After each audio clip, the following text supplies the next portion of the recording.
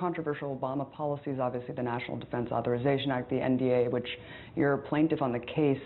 You've also said that Holder v. Humanitarian Law is actually worse, providing material support for terrorism. Do you think that both of these policies are just codifying practices that have already been in place for decades?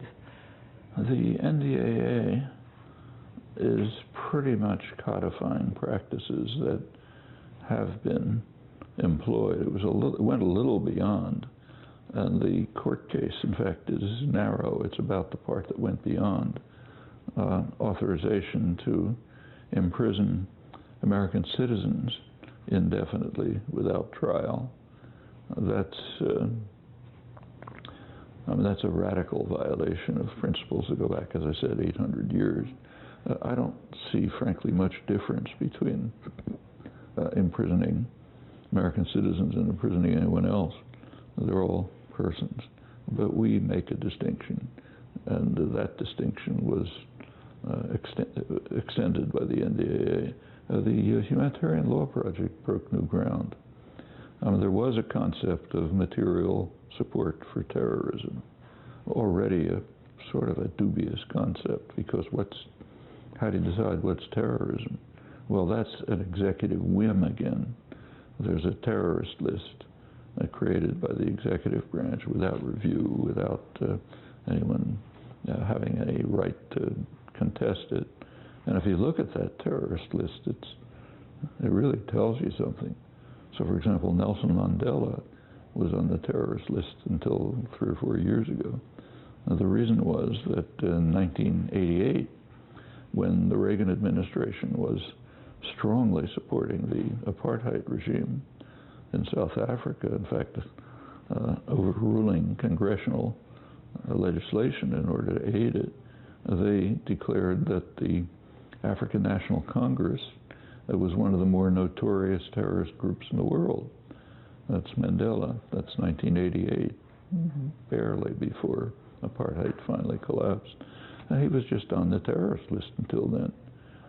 Or to take another case, in 1982, when Iraq invaded Iran, the U.S. was supporting Iraq and wanted to aid the Iraqi invasion. So Saddam Hussein was taken off the terrorist list. It's not a terrorist. We've got to give him aid. Right. MEK?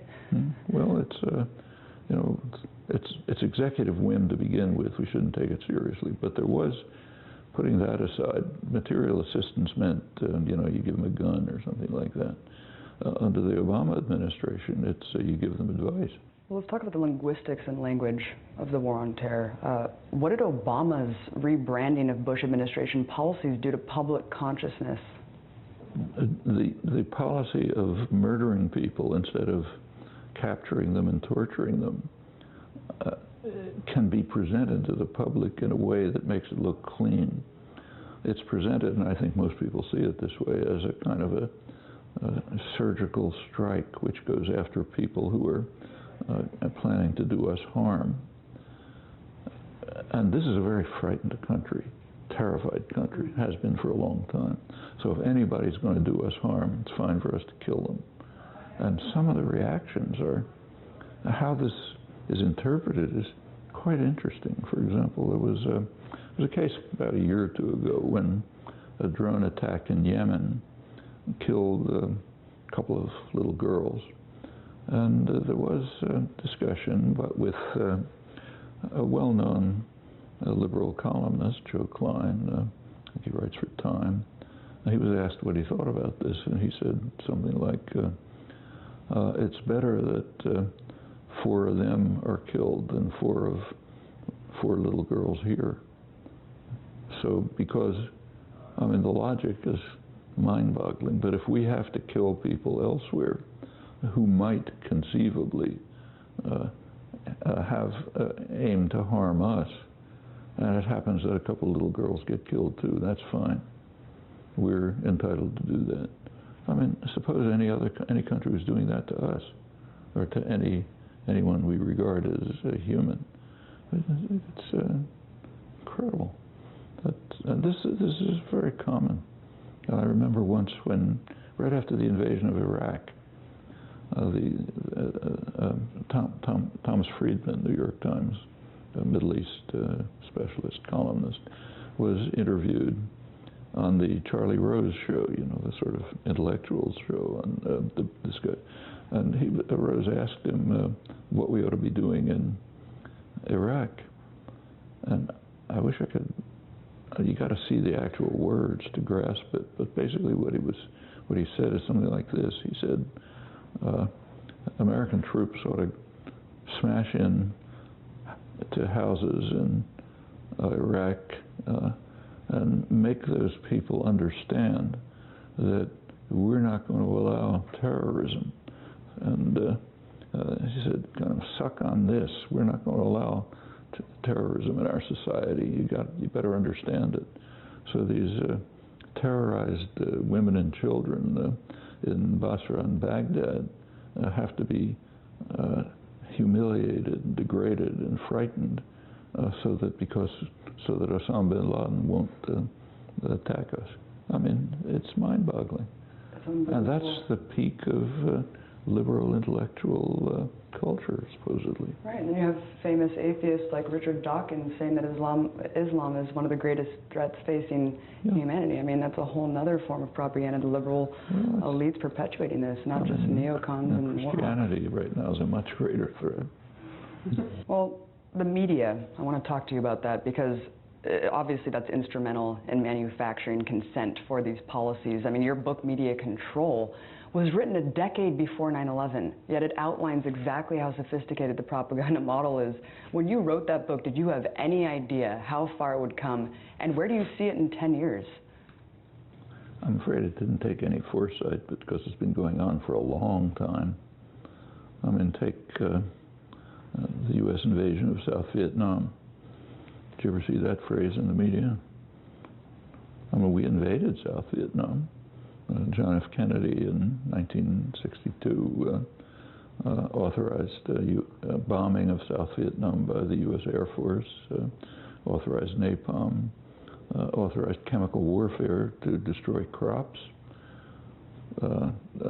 started driving peasants into what were called strategic hamlets, basically concentration camps, where they were surrounded by barbed wire to protect them from the guerrillas who the government knew very well they were supporting.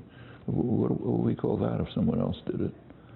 But it's now 50 years, over 50 years. I doubt that the phrase invasion of South Vietnam has ever appeared in the press. You can hardly, I think a totalitarian state would barely be able to achieve such conformity. In fact, probably wouldn't be able to. And this is at the critical dissident end. I'm not talking about the ones who said there was a noble cause and we were stabbed in the back, you know, which incidentally Obama now pretty much says. But it's become so sophisticated, and I don't know if it's just because I'm younger and I've seen it, you know, just in the last 10 years and in the post-9/11 world, the media sophistication.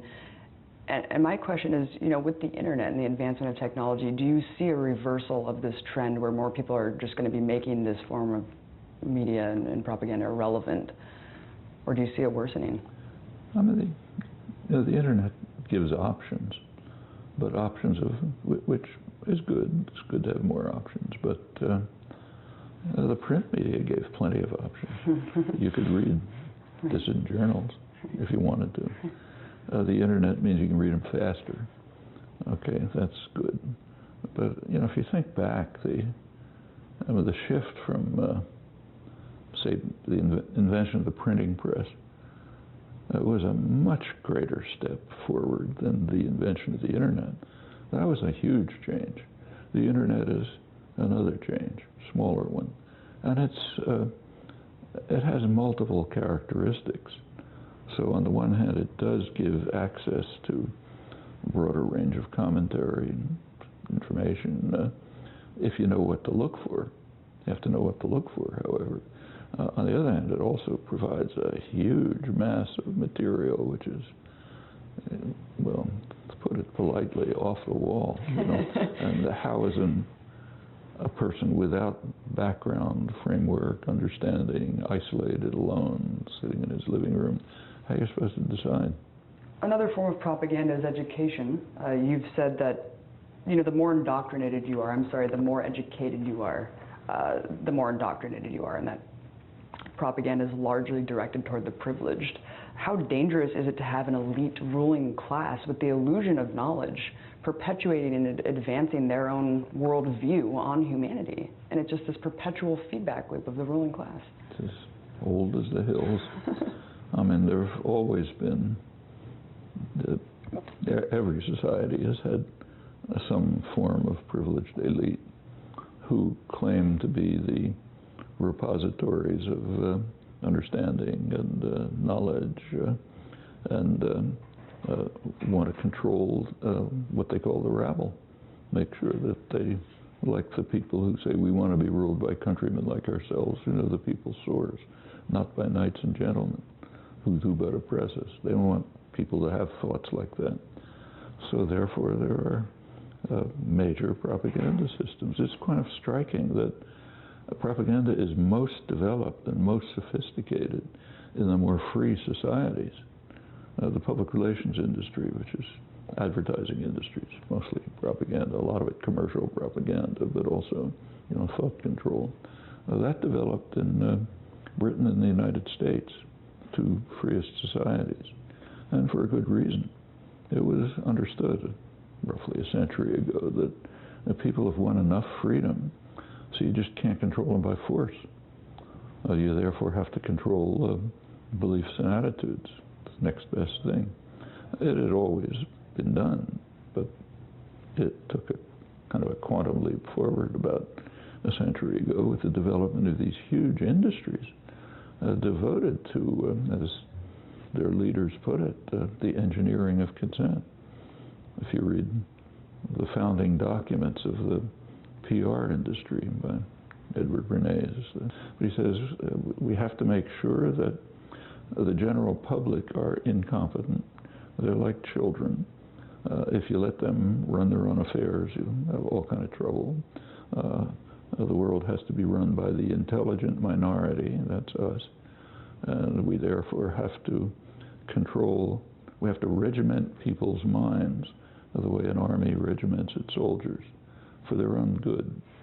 Just as you don't let a 3-year-old run into the street, you can't let people run their own affairs. And you get these countrymen like ourselves who know the people's sores, you're going to be in real trouble. And that's a standard idea. And it's taken one or another form over the centuries, but and in the United States it's institutionalized into major industries. None are so hopelessly enslaved than those who believe that they're free. I think that was Goethe who said that. Thank you so much, Dr. Chomsky. Amazing to sit in front of you and take the time to talk to you about all these things. I really appreciate it. Thanks. I appreciate it.